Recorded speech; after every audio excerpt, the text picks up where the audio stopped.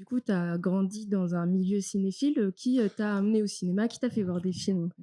Alors en fait, non, c'était pas vraiment un milieu cinéphile, c'était un milieu qui considérait le cinéma comme un bien culturel. Je viens d'un milieu de bourgeoisie culturelle, en fait. Et d'ailleurs, j'en ai fait ma propre définition marxiste, puisque dans ce milieu-là, en fait, la culture, on la gère comme on gère de l'argent. C'est-à-dire, on considère que c'est à nous et pas aux autres. Et, euh, et j'ai remarqué que au fil des ans, ces films que lorsque j'étais môme étaient considérés comme presque des ordures, au fil des ans ont pris de la valeur. Et au fur et à mesure qu'ils ont pris de la valeur, j'ai remarqué on les retirait au public populaire pour les amener vers le public bourgeois. Quand j'étais môme, dans les salles de Barbès, on pouvait voir des films de kung-fu de la Shaw Brothers, et on pouvait voir aussi des films italiens, des giallo italiens, donc ces films de policiers avec des tueurs gantés qui assassinent de belles et jolies jeunes filles. Et de mon vivant, j'ai vu ce cinéma qui au départ s'adressait exclusivement à l'ouvrier. Vraiment, c'était Mohamed et Riton qui allaient voir ces films-là. Et qui aujourd'hui ne sont vus exclusivement que par la bourgeoisie branchée parisienne.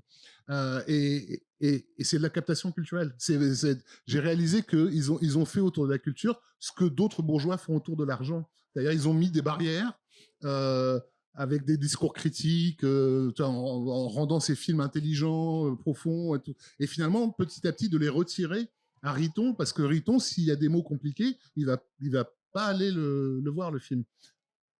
Peut-être merci à un certain Quentin d'avoir oui, mais Tarantino, malgré tout, participe. Mais même moi, j'ai participé de ce mouvement. Je fais aussi des articles très compliqués et très chiants autour de films qui, au départ, sont des films populaires qui s'adressent à tout le monde.